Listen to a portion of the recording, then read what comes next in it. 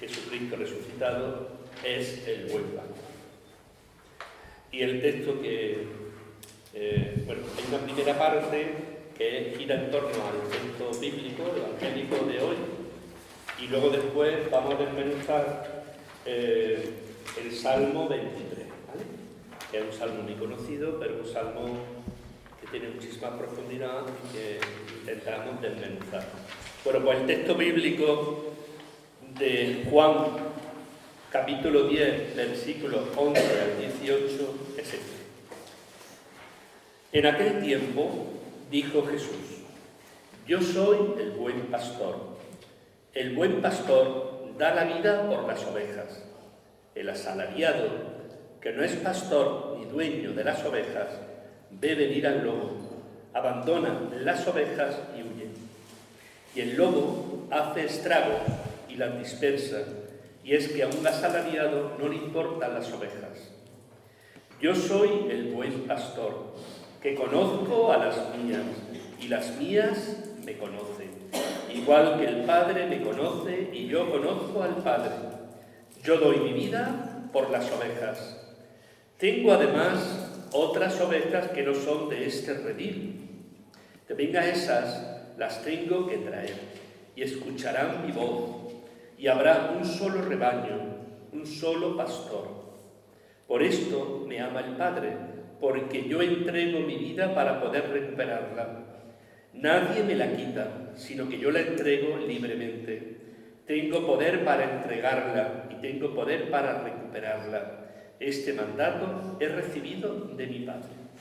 Bueno, pues ahí tenemos el relato evangélico del Evangelio de San Juan.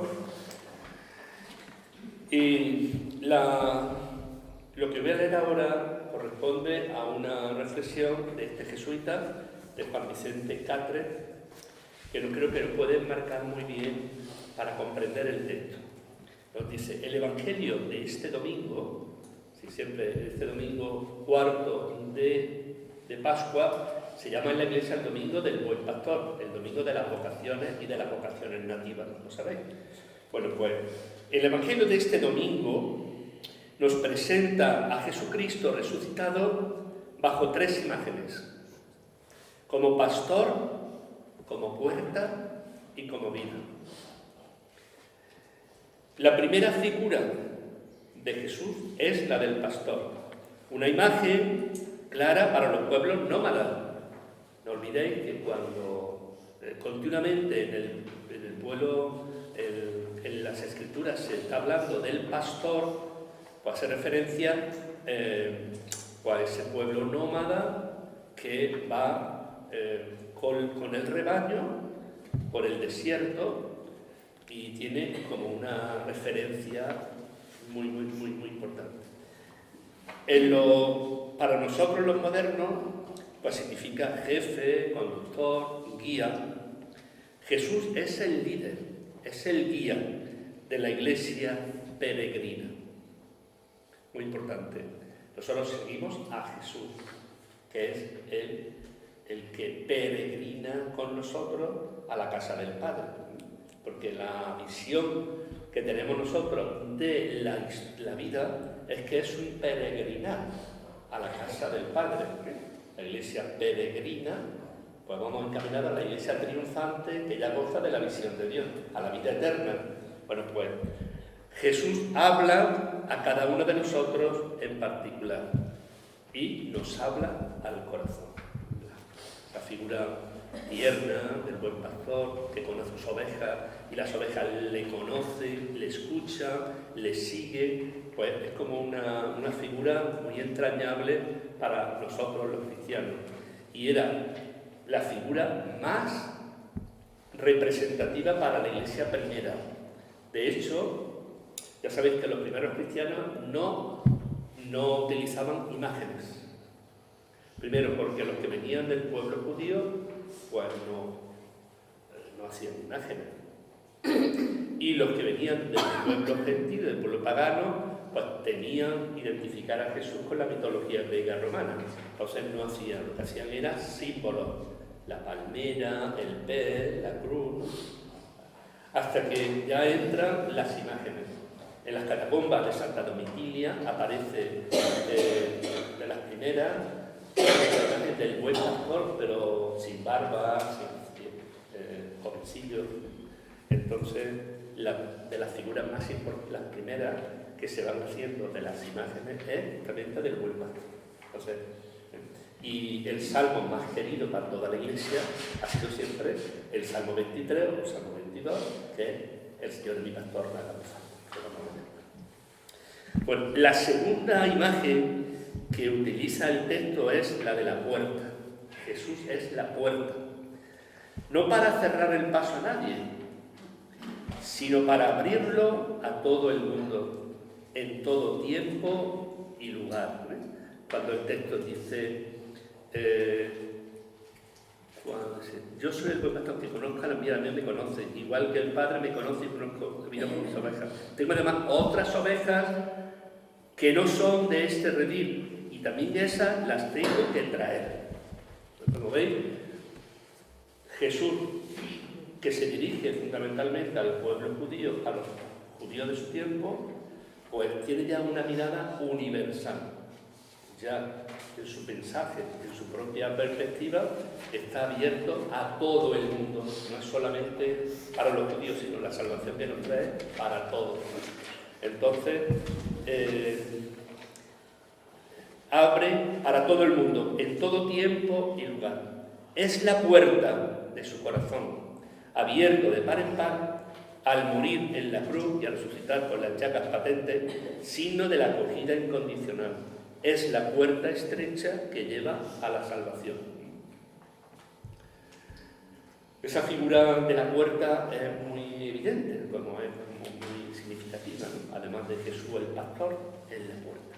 Pero también la tercera imagen que nos dice Juan Vicente es la imagen de la vida.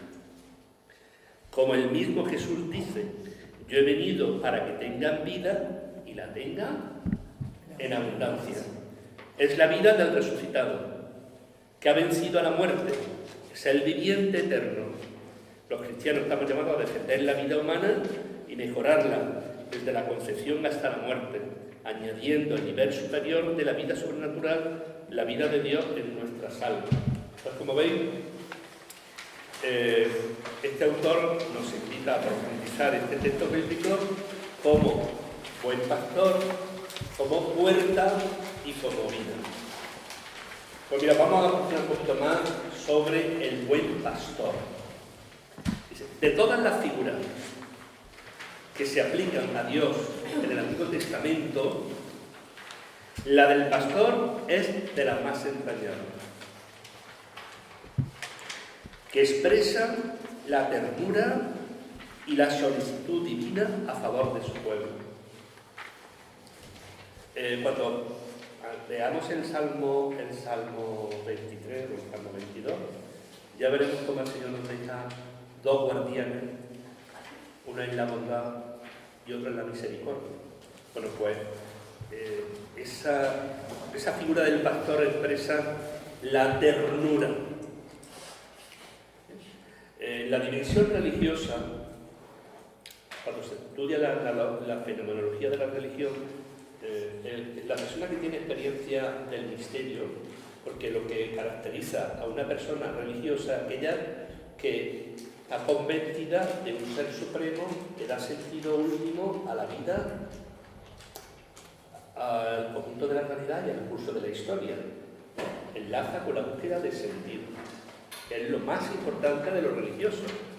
La dimensión religiosa es crear esa esfera sagrada donde entra en contacto con el Todopoderoso, con el Creador, y entonces cobra tu vida y todo lo que tu alrededor cobra sentido.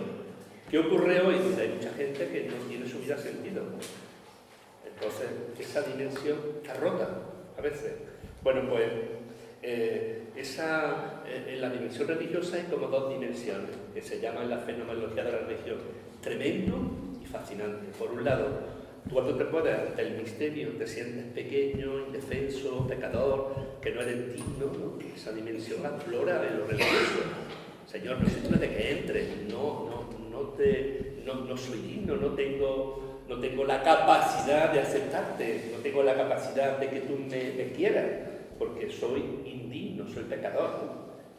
Y por otra parte, fascinante, entra en la dinámica del amor, de la bondad de Dios, donde tú te sientes amado, querido, valorado por el tú absoluto. Esas dos dimensiones, por tanto, la dimensión fascinante es la que entra en la ternura, en la que entra en que Dios me ama, yo soy importante en el proyecto del Señor y que Dios tiene un plan de salvación para mí. Pues Jesús se identifica como aquel a quien pertenecen las ovejas. El buen pastor, al que oye y sigue. Mirad, cuando en el bautismo se crisma, se marca al pequeño en la coronilla cuando se bautiza y en la confirmación en la frente. Crisma significa propiedad de Cristo. Soy marcado en Cristo. Soy importante, ungido, sellado. Soy propiedad de Cristo, ¿no? Pues es un poco el sentido que estamos escuchando. Al que oye y sigue. Entonces, la oveja buena es aquella persona que oye, que sigue al pastor, que frente a otras voces, pues sigue al maestro, sigue su voz, ¿no? La conoce por su nombre, conoce su olor, conoce su presencia, la distingue de otras. Bueno, pues eso es muy importante hoy en este tiempo donde se escuchan tantas voces, donde tenemos que escuchar la voz del maestro. Aquel que las guía a los buenos pastos y las protege de los enemigos, dando incluso su vida por ellas. Sin duda, se trata de un término que nos habla de propiedad, cuidado, protección, conocimiento, amor ilimitado y sacrificio. Dice, en este versículo Jesús se manifiesta que el verdadero pastor se distingue por 5 aspectos. Primero, el portero le reconoce como el pastor y le abre la puerta del redil. Las ovejas reconocen su voz y reaccionan a su llamamiento. Conoce bien a su rebaño y llama a cada oveja por su nombre. Mirad qué bonito. Si nosotros hiciéramos un recorrido, tuviéramos tiempo de hacer un recorrido de la teología del nombre en el Nuevo Testamento, en el Antiguo Testamento, vemos que es muy importante. ¿Recordáis en el encuentro de Jesús resucitado con María de Magdala? ¿Cuándo reconoce María a Jesús? Cuando le llama por su nombre, cuando ella expresa Rabuni, maestro. ¿Cuándo la llama? Cuando le dice María. Cuando el cambio de Abraham por Abraham, el cambio de Jacob por Israel, es decir, el nombre es muy importante porque nos identifica en el proyecto de Dios. Bueno, pues a cada uno nos llama por nuestro nombre. Somos importantes, somos valiosos a sus ojos. Cada uno de nosotros, más allá de nuestra importancia social, más allá de nuestra relevancia o irrelevancia, somos importantes, somos valiosos en el plan de salvación de Dios. Dios quiere hacer un proyecto de salvación con cada uno de nosotros. A mí eso me ayuda mucho en mi andadura cristiana, porque reconozco que el Señor quiere hacer, y a veces hasta en los fracasos, hasta en las situaciones aparentemente de desgracia, podemos decir, el Señor permite porque quiere conseguir algo. Cuando decía San Pablo, para todo aquel que cree, todo lo que le ocurre es para su bien. Bueno, pues somos importantes y nos llaman por nuestro nombre. Y cada día saca su rebaño a comer, deseando que esté sano y bien alimentado. Es decir, el Señor continuamente nos va brindando elementos para alimentarnos espiritualmente, para que no nos quedemos esa sed de eternidad que tenemos cada uno de nosotros, esa sed interior, sea satisfecha. Porque bien sabemos que esa sed de felicidad que tenemos todos no la puede saciar nada ni nadie. Todos nosotros tenemos una experiencia y es, tú has sentido la ilusión de comprarte algo y parece como que la vida te va en eso. Te lo compras y a la semana se desinflan todas las expectativas. ¿No le pasa eso a los chiquillos? Cuando le dan un regalo. ¿No nos pasa a nosotros también eso? Que pensamos que la fiesta está en que me compro esto, que me he visto, en que voy, y cuando... ¿Por qué? Porque nuestro corazón está hecho para la eternidad y el único que puede satisfacerla es el absoluto. Bien. Y cada día saca su rebaño a comer, deseando que esté sano y bien alimentado. Y da su vida por las ovejas. Ese sentido de donación, de sacrificio del Señor, porque a nosotros es muy importante. ¿Por qué? Porque el sacrificio eucarístico realmente subraya eso, que el Señor se entrega por nosotros, por puro amor, por pura entrega, por pura misericordia, generosidad.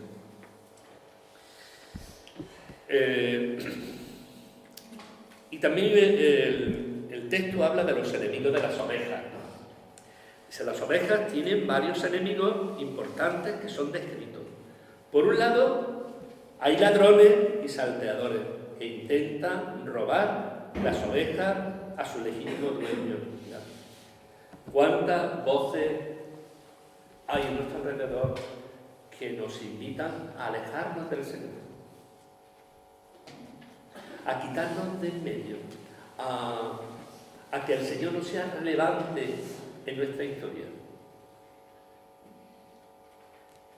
Son como esas voces continuamente externas e internas que nos hacen como alejarnos del pastor, de Jesús. Dice, también están los asalariados que sin ser enemigos de las ovejas, su interés es totalmente egoísta. El asalariado, por eso en el tiempo de Jesús, los pastores se consideraban un grupo pecador. ¿Por qué? Porque se dirigían más bien no tanto por el pastor dueño de las ovejas, sino el asalariado, que intentaban pues, aprovecharse la vida de lo posible y tenían esa visión egoísta. Bueno, pues también invita a todos aquellos que estamos en la dinámica del pastor no tener una actitud egoísta, interesada a la hora del pastoreo. Y por último está el lobo, que solo viene para arrebatar y matar. Y en el texto bíblico, ¿cuál es el lobo? Bueno, pues lo tenéis. En las Escrituras es usado el lobo como un símbolo de nuestro enemigo, el diablo, el maligno, que permanentemente quiere arrastrarnos fuera de la dimensión del Señor. El lobo ataca a las ovejas con la clara intención de matarlas, para alimentarse de ellas, pero con frecuencia resultan heridas, dispersadas y mueren como consecuencia de esos ataques. La astucia del maligno para que dejemos el espíritu del Evangelio y nos metamos en el espíritu del mundo, eso está al orden del día, ¿no? Entonces, el Señor advirtió a sus discípulos de que este enemigo estaría siempre presente. He aquí, yo os envío como ovejas en medio de lobos. Bueno, pues, este texto, esa primera parte, nos puede ayudar a comprender, pues, ese texto bíblico del pastor Jesús que se entrega por nosotros y que somos importantes en su plan y que tenemos que intentar escuchar al Maestro frente a otras voces que nos hacen alejar. Pues vamos ahora al Salmo 23, que probablemente sea el salmo más conocido, más querido, más entrañable para nosotros, ¿no? Bueno, pues el salmo dice así: Salmo de David. El Señor es mi pastor, nada me falta. En verdes praderas me hace recostar. Me conduce hacia fuentes tranquilas y repara mis fuerzas. Me guía por el sendero justo, por el honor de su nombre. Aunque camine por cañadas oscuras, nada temo, porque tú vas conmigo. Tu vara y tu cayado me sosiegan. Preparas una mesa ante mí, enfrente de mis enemigos. Me unges la cabeza con perfume y mi copa rebosa. Tu bondad y tu misericordia me acompañan todos los días de mi vida y habitaré en la casa del Señor por años sin término. Pues el texto que es un bálsamo en el corazón, que es como un salmo de consuelo, de aliento. Bueno, pues este es uno de los salmos más utilizados en la Iglesia por los cristianos de todos los tiempos. Jesús se nos presenta como el buen pastor enviado a conducir a todo el rebaño de los fieles y además como huésped acogedor para todos los que somos peregrinos hacia la casa del Padre. El salmo, como veis, tiene dos partes: uno de buen pastor y otro como el que acoge al huésped en la tienda. Lo vamos a analizar. Este precioso salmo usa dos imágenes para referirse al Señor: como pastor y como anfitrión. Mirad, si nosotros profundizamos cuáles son los orígenes de la Eucaristía, son tres. Una, cuando Jesús se hacía anfitrión de la mesa en la vida pública, atendiendo y acogiendo a los pecadores, entendiendo que en el tiempo de Jesús la comida tenía un valor sagrado, que es una de las cosas, uno de los orígenes de la Eucaristía, la acogida de Jesús a los pecadores de su tiempo. Segunda, la última cena, y la tercera, la comida de Jesús resucitado con los apóstoles. Son los tres. Bueno, pues esa dimensión de anfitrión de la mesa, el hospitalario que hospeda y acoge. Ya sabéis que una de las dimensiones más importantes del judío era la hospitalidad. La hospitalidad era fundamental, ¿no? Bueno, pues este salmo adquiere su pleno significado en las palabras de Jesús en el Evangelio de San Juan, que lo hemos escuchado hace un ratito. Yo soy el buen pastor, que conozco a mis ovejas y las mías me conocen. Jesús usará esta misma comparación para explicar que es el buen pastor que da la vida por sus ovejas, manifestando su gran amor por nosotros. La imagen del pastor se aplica en el Antiguo Testamento al rey y a Dios mismo como protector de su pueblo. Recordáis que el pueblo de Israel se rebeló durante mucho tiempo para elegir rey. Todos los pueblos de alrededor tenían reyes, pero el pueblo de Israel no tenía jueces, recordad. Entonces, el pueblo de Israel le pide al profeta que elija un rey y en los primeros momentos momentos se rebelan, porque entendían que el rey era el Señor, era Yahvé. Entonces, al final, esa imagen de pastor se aplica al rey. Y de hecho, el salmo que hemos leído se le atribuye al rey David. Y a Dios mismo como protector de su pueblo. La seguridad que ofrece el Señor, aún en medio de las mayores tribulaciones, lleva a confiar en Él, en su autoridad y firmeza, simbolizada en la vara y en el callado. Entonces, se nos invita por este salmo a la confianza, a la confianza en el Señor a pesar de las tribulaciones, de las dificultades. Eso es muy importante, el entender que la fe tiene mucho más de confianza que de saber. Cuando el Señor dice, si no sois como niños no entraréis en el reino de los cielos. ¿Y qué es lo que caracteriza a un niño? La inocencia. Después de Freud, la inocencia de los niños está un poco rota. Lo que caracteriza a un niño es la confianza en sus mayores. Que un niño se confía en sus mayores, por eso el desengaño de los niños es tremendo. Cuando un adulto,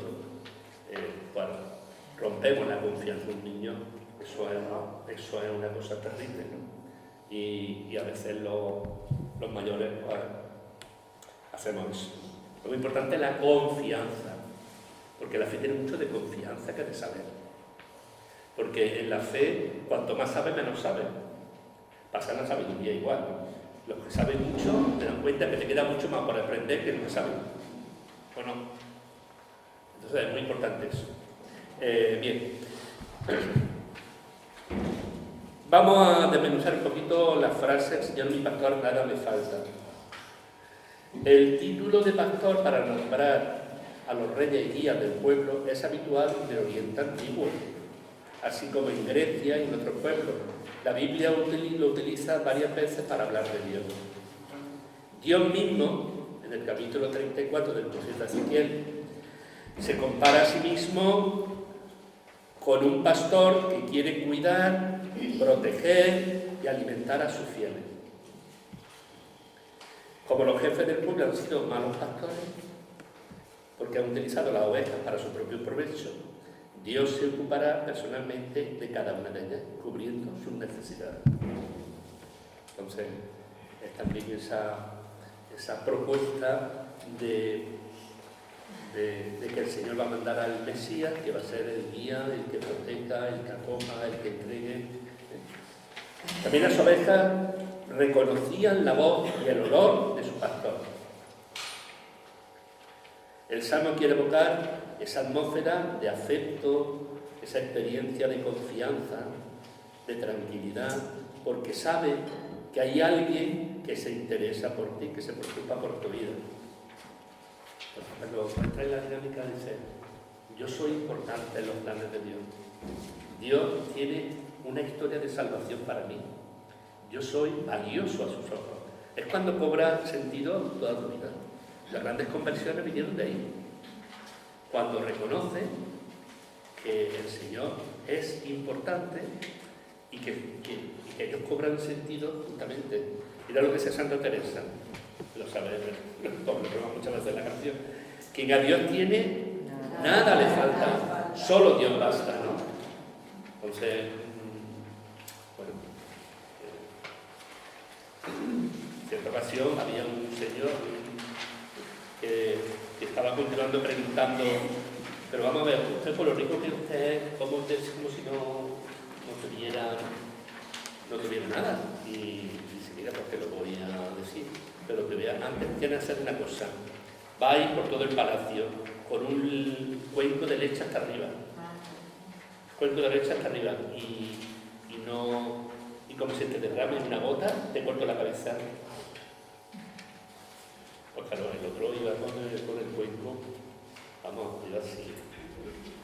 Y ya cuando llegó al final, pues contento porque no se le había derramado. Dice, mira que he llegado al final, llegó bien. Digo, ¿has visto todo lo que te dice? ¿Cómo lo voy a ver si va pendiente de la taza? Pues eso me pasa a mí. Estoy tan pendiente de la eternidad que a mí esto me parece Es cuando tú ves la vida de un San Francisco, ves la vida de un Martín de Porres, ves la vida de tantos santos que han sido capaces de renunciar a su riqueza y a dársela a los pobres, ¿no? y vivir pobremente, ¿entiendes? Esto. Algo ninguno de nosotros somos capaces de eso. Pero... Bien. En verdes praderas me hace recostar, me conduce hacia fuentes tranquilas y repara mis fuerzas. Después del cansancio del camino, el alimento, la bebida y el descanso nos hacen tomar fuerzas para poder seguir caminando. Literalmente dice, repara mi aliento, mi alma, entendido como vigor y mi vida también. En algunas ocasiones nos sentimos agotados y nos parece que ya no podemos más. Yo creo que todos tenemos esa experiencia, hemos tenido esa experiencia, cuando la vida parece como que ya no puede más, se acabó. Esto ya llegó a un límite, esta situación me sobrepasa, esto me sobrepasa, ya no puedo más. En esos momentos es cuando puedes sentir el aliento y la fortaleza del Señor, que te conduce, que te repara, que te fortalece por dentro. Es el momento de la escucha del Salmo 27. Mira, el Señor es mi luz y mi salvación. ¿A quién temeré? El Señor es mi fuerza y mi energía. ¿Quién me hará temblar? Aunque los malvados se levanten contra mí, Él me recogerá en su tienda. Aunque mi padre y mi madre me abandonen, Él me acogerá. Pero pues, es sentir esa fortaleza, ese aliento, ese reparar por dentro, porque tenemos que reparar por dentro. ¿Ya? Cuando una persona no es capaz de repararse desde el Señor, y nosotros tenemos que reparar nuestra vida desde el sagrario, desde la vinculación profunda del Señor, porque si no, cuando tú no eres capaz de sanear la mente, tus pensamientos, tus palabras y tus sentimientos, tu herida de la historia. ¿Quién no tiene herida? ¿Quién no le ha hecho alguna herida en la historia? Y a veces de lo más íntimo, de su padre, de tu hermano, de los más allegados. Si todo eso no lo sanea, eso te aflora en cualquier momento. Entonces, hay que sanear la memoria, pero sanearla desde el perdón del Señor.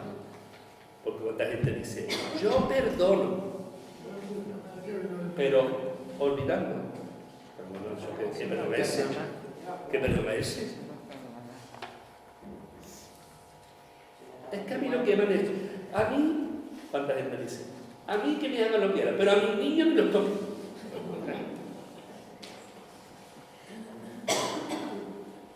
Que sanear la historia, pero no sanearla de manera psicoanalítica, sino desde el Señor, que es capaz de entregarse, de perdonar en la cruz, hasta que lo están matando. Pero tenemos que sanear. ¿Por qué? Porque el Señor repara nuestras fuerzas, nos conduce a esas fuentes tranquilas. Dice, me guía por el sendero justo, por el honor de su nombre. La experiencia existencial de cada persona es descubrir que es un peregrinaje. Y el camino a veces es tortuoso y difícil. Mira, cuando se hace una peregrinación, por ejemplo, el Camino a Santiago o alguna, entiendes que eso era como un símbolo de la vida, donde llegaba al pórtico de la gloria, donde ya no sé cómo. Entonces, todo ese recorrido era un recorrido de la vida de cada uno de nosotros, con sus dificultades y con su alegría, su convivencia, sus cosas, hasta llegar a la vida eterna, ese peregrinar. O sea, a veces la vida de cada uno de nosotros es única. No se puede cambiar por nada ni por nadie. ¿Cuántas madres dicen, ojalá lo que le está pasando a mi niña me hubiera pasado a mí, me hubiera pasado? Eso no puede ser. Ese cambiazo no se puede hacer. Tú tienes que vivir tu vida y yo tengo que vivir la suya. Entonces, esa vida única se convierte en un peregrinar con el verdadero compañero de camino que es el Señor, ese verdadero pastor, y que te ayuda a afrontar tus dificultades. Porque a veces el camino es tortuoso y difícil. La salve nos dice que es un valle de lágrimas, ¿verdad? Entonces, nosotros sabemos que el Señor nos guía por el camino justo. El único bueno, aunque no lo entendemos inmediatamente. A veces en el presente no descubres la amplitud del camino, no sé si me estoy explicando. Cuando uno pasa por una cosa, en ese momento no lo entiende. Yo me acuerdo de una conocida mía que ella dijo, si a mí me dicen que para madurar como mujer, para madurar como cristiana, como persona, si tuvo que morir mi marido, yo le hubiera dicho que estaba loca. Es que mi experiencia personal es que la experiencia de mi marido, la muerte de mi marido, me ayudó a mí a madurar como mujer, me ayudó como persona. Ese momento no lo entendí. No sé si me estoy explicando, o a lo mejor la comparación no es muy adecuada, pero quiero decirte que la vida de cada uno de nosotros, cuando asume una dificultad, en ese momento no la entiende, porque el Señor permite esto. ¿Recordáis lo que le pasó a Bantuán? Bantuán, cuando lo metieron en la cárcel, no entendía. Decía, pero Señor, ¿cómo es posible que yo estoy en una diócesis que están floreciendo vocaciones sacerdotales, vocaciones religiosas, matrimonios que se dan por la iglesia, convirtieron budistas, convirtieron musulmanes, y que de pronto ahora tú os permites que me metan en la cárcel? No lo entiendo. ¿Cuántas veces decimos, Señor, yo sé que tú lo ves, pero yo no te entiendo? No te entiendo, ¿no? ¿No lo pasa a nosotros muchas veces? Bueno, pues el único bueno, aunque no lo entendamos inmediatamente, Él nos lleva al mejor lugar, que nosotros solos no podríamos encontrar. La fuente es tranquila, el agua que produce paz y calma la sed más profunda del que la bebe. Entonces, es muy importante ese sentido de encontrar la paz, el sosiego, el bienestar espiritual, el bienestar personal, que te da fuerza para luchar, para trabajar en la historia, en la vida, pero con esa fuerza del Señor. Y ahora viene uno que dice, aunque camine por cañadas oscuras, nada temo, porque tú vas conmigo, tu vara y tu callado me sosiegan. Bueno, pues con el sonido del bastón de Dios, en nuestra vida no tenemos miedo, ni tan siquiera a la muerte. Entonces, el Señor nos invita a afrontar los miedos que tenemos cada uno de nosotros, que son muchos. ¿Quién no tiene miedo? Levante la mano.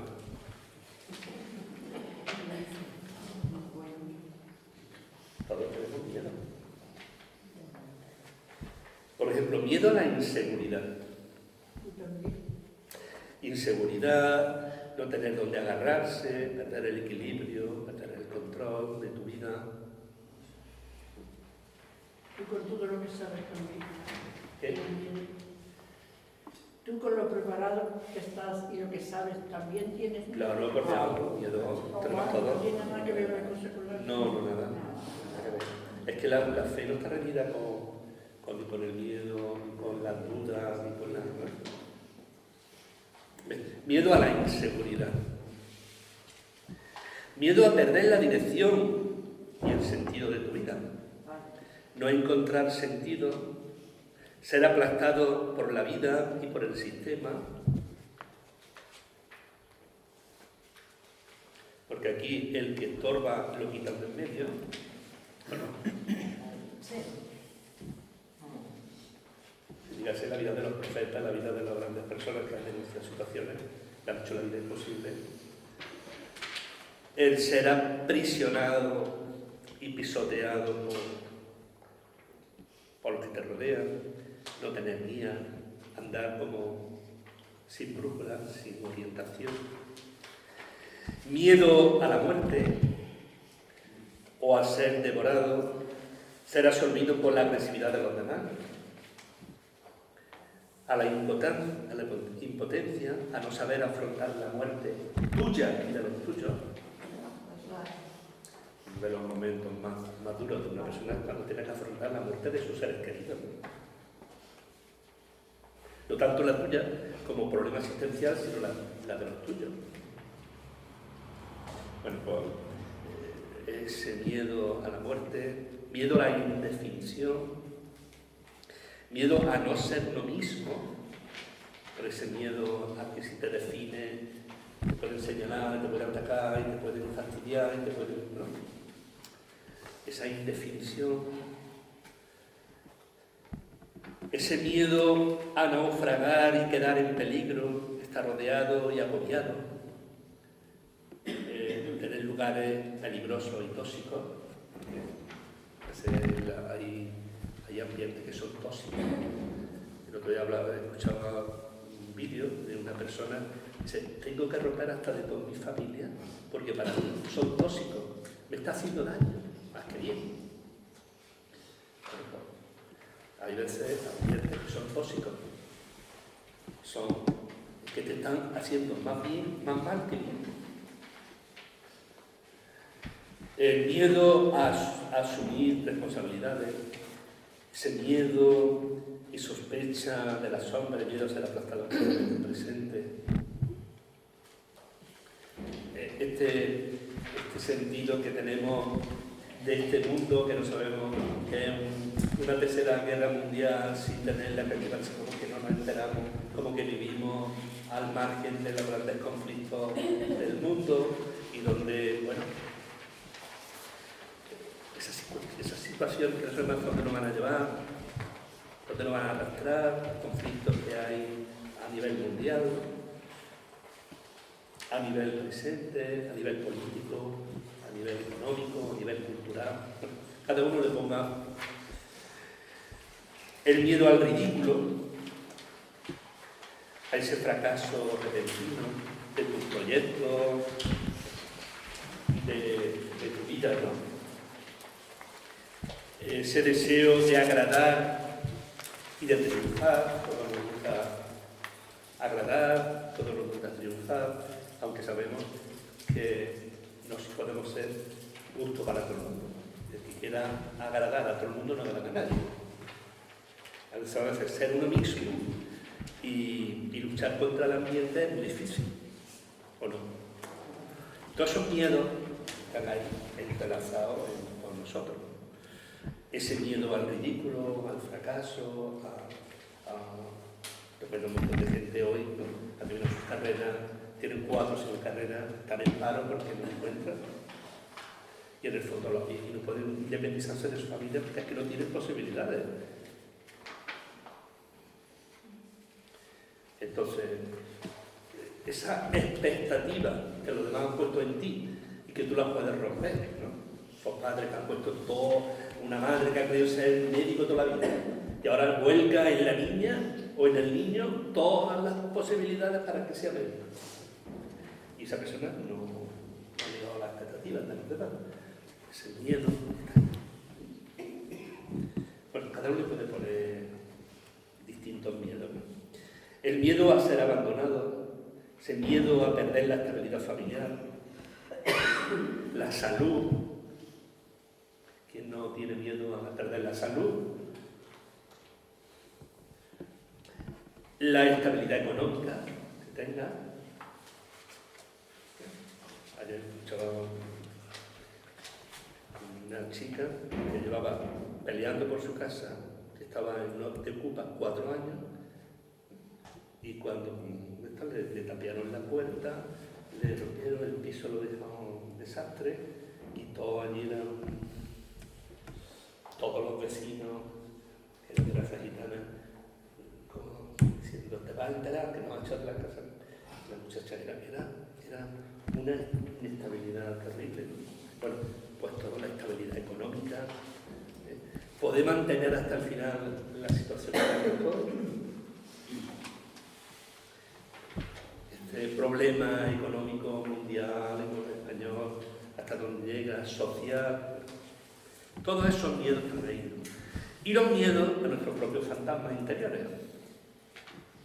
encontrarse solo con sus fantasmas, no cubrir las expectativas personales y miedo al fracaso, no saber enfrentarse con los propios miedos. Es decir, yo he lanzado ahí unos pocos de los miedos que podemos tener, ¿no? Entonces, como que cobra más sentido el Salmo cuando le pone carne y puedas decir, aunque camine por cañadas oscuras, nada temo, porque tú vas conmigo. Tu vara y tu callado me sosiega. Entonces sabemos que con Dios, hacia dónde dirigir nuestros pasos y encontrarnos con el sentido último en nuestra vida, la existencia, el curso de la historia. Con Dios superamos la tristeza y dificultades de la vida. Como decía, lo religioso enlaza con la búsqueda global de sentido. Para el creyente tiene sentido el curso de la historia, que no es pues, una historia sin origen y sin final, sino que el punto omega es Cristo. Sabemos que el conjunto de la realidad es una creación de Dios, que tiene un inicio con el Creador, fuente de todo, y la vida de uno no es pues, una noche de placer de nuestros padres que dimos como fruto este engendro, no, sino que es una vocación, una llamada a ser feliz y a encontrarte con el Señor en tu vida, ¿no?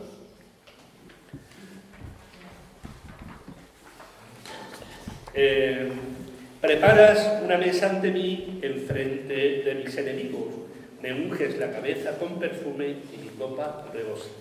Hoy te he sacado del discurso último una frase del 26 hablando sobre esta parte. Dice, alimento, aceite y vino son los dones que dan vida y alegría porque van más allá de lo que es únicamente necesario y expresan la gratuidad y la abundancia del amor. Entonces, se nos invita en este salmo a entender esa abundancia y ese amor del Señor con nosotros. Y tu bondad y tu misericordia me acompañan todos los días de mi vida y habitaré en la casa del Señor por años sin término. También una frase de Benedicto. Dios nos prepara a cada uno de nosotros dos guardaespaldas, mira qué bonito esto, que nos acompañen siempre la bondad y la misericordia. La bondad y la fidelidad de Dios son la escolta que acompaña al salmista que sale de la tienda y se pone nuevamente en camino.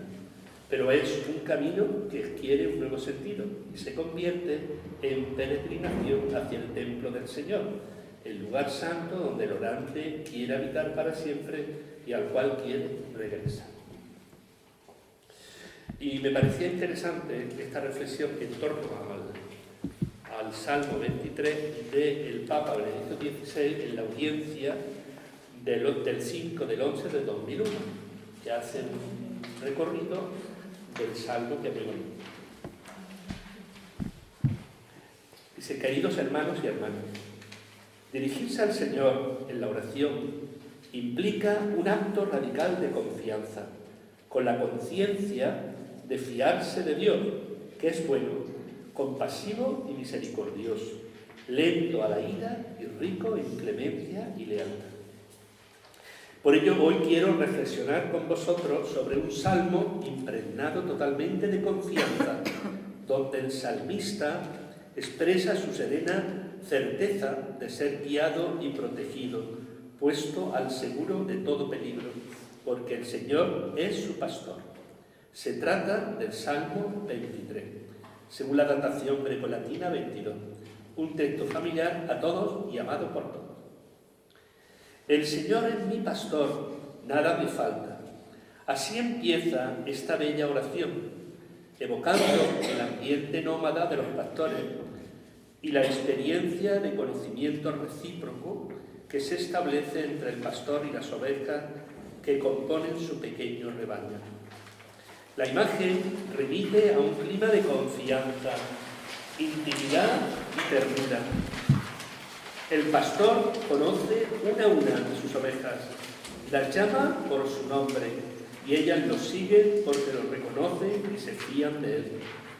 Él las cuida las custodia como bienes preciosos, dispuesto a defenderlas, a garantizarles bienestar, a permitirles vivir en la tranquilidad. Nada puede faltar si el pastor está con ella. A esta experiencia hace referencia el salmista, llamando a Dios su pastor y dejándose guiar por él hacia praderas seguras. En verdes praderas me hace recostar, me conduce hacia fuentes tranquilas y repara mis fuerzas. Me guía por el sendero justo, por el honor de su nombre. La visión que se abre ante nuestros ojos es la de praderas verdes y fuentes de agua límpida, oasis de paz hacia los cuales el pastor acompaña al rebaño, símbolo de los lugares de vida hacia los cuales el Señor conduce al salmista, quien se siente como las ovejas recostadas sobre la hierba junto a una fuente en un momento de reposo, no en tensión o en estado de alarma, sino confiadas y tranquilas, porque el sitio es seguro, el agua es fresca y el pastor vigila sobre ellas. Y no olvidemos que la escena evocada por el Salmo está ambientada en una tierra en gran parte desértica, azotada por el sol ardiente, donde el pastor seminómada de Oriente Medio vive con su rebaño en las estepas calcinadas que se extienden en torno a los poblados. Pero el pastor sabe dónde encontrar hierba y agua fresca, esenciales para la vida.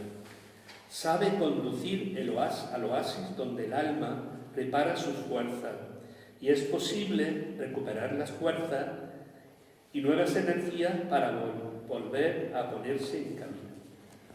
Como dice el salmista, Dios lo guía hacia verdes praderas, fuentes tranquilas, donde todo es sobreabundante, todo es donado en abundancia.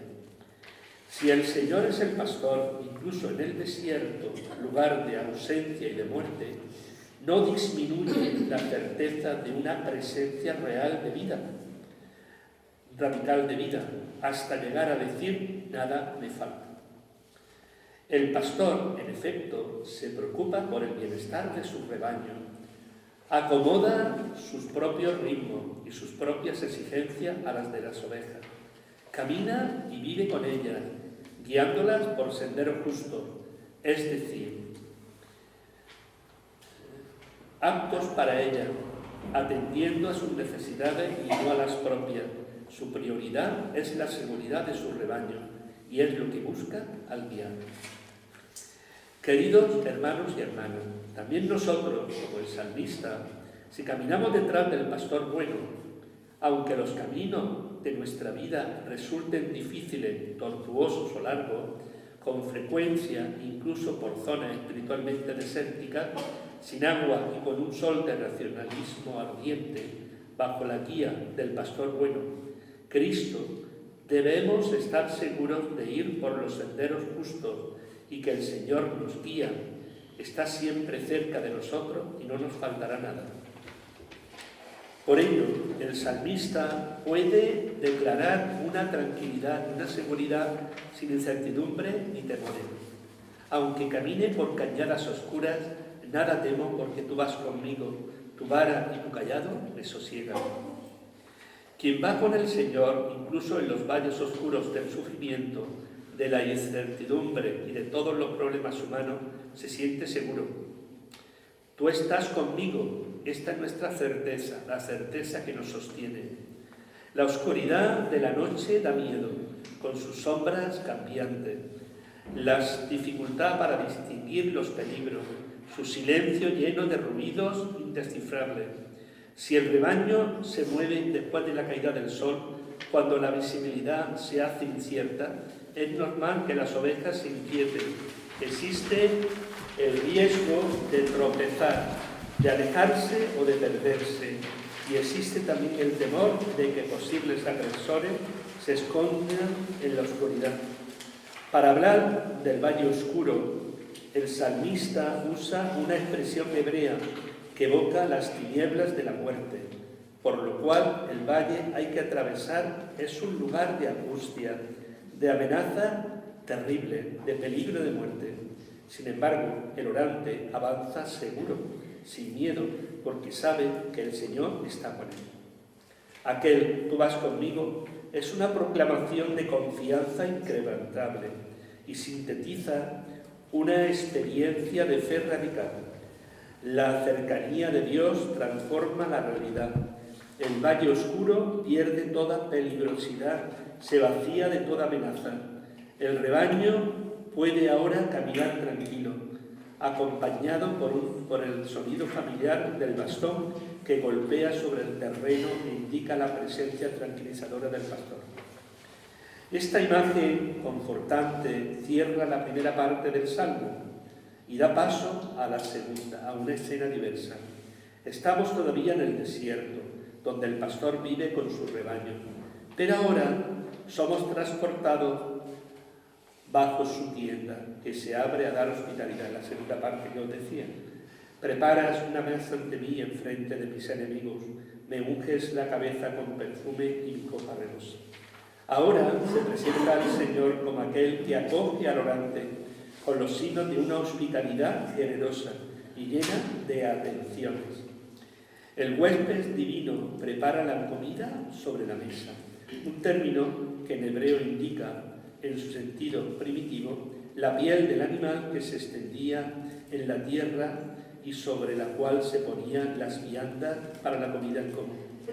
Se trata de un gesto de compartir no solo el alimento, sino también la vida, en un ofrecimiento de comunión y de amistad que crea vínculo y expresa solidaridad.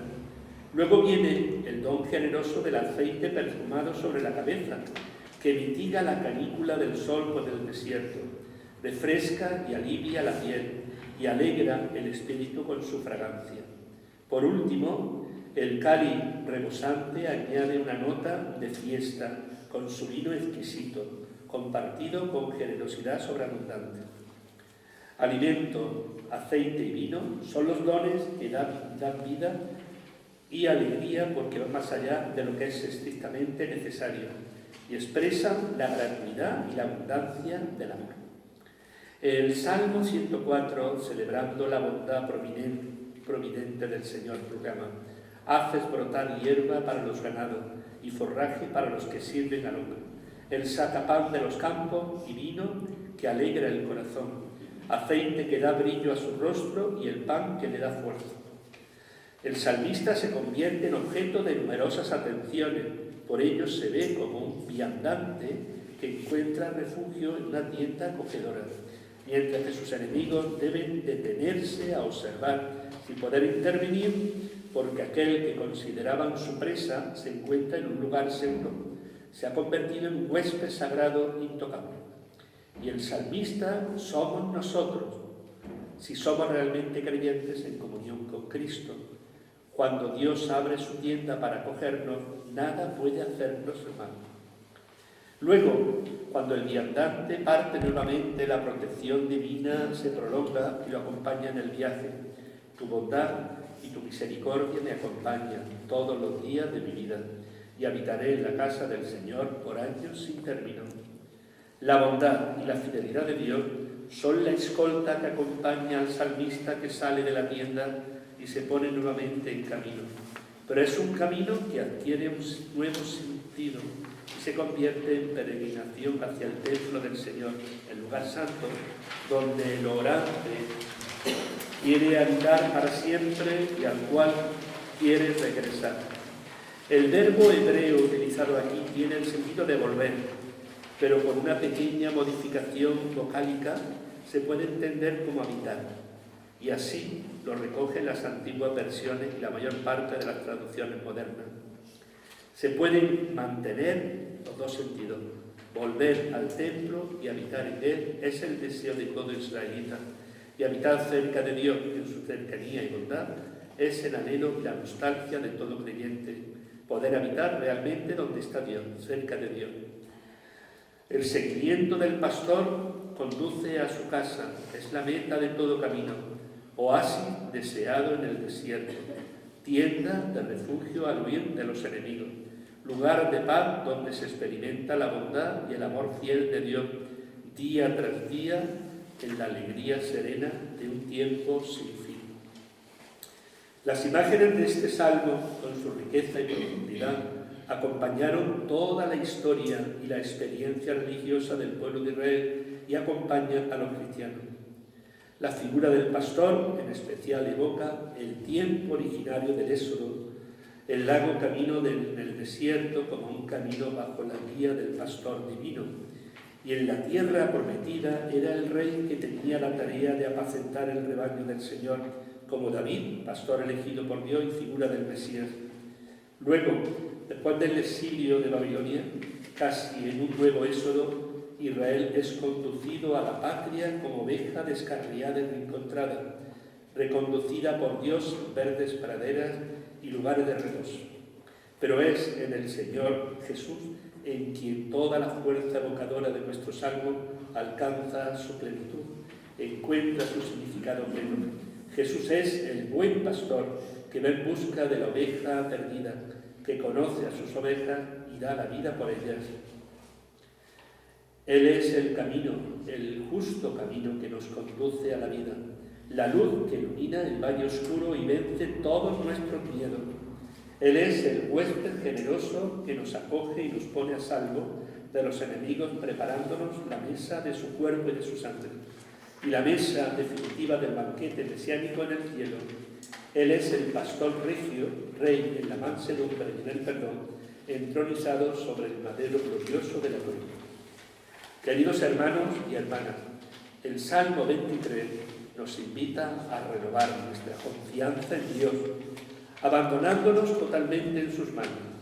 Por lo tanto, pidamos con fe que el Señor nos conceda, incluso en los caminos difíciles de nuestro tiempo, caminar siempre por sus senderos como rebaño dócil y obediente, nos acoja en su casa, a su mesa y nos conduzca hacia fuentes tranquilas, para que en la acogida del don del Espíritu podamos beber de sus manantiales, fuente de agua, de aquella agua viva que salta hasta la vida eterna. Gracias. Bueno, pues ese es el texto de la audiencia del Papa Benedicto.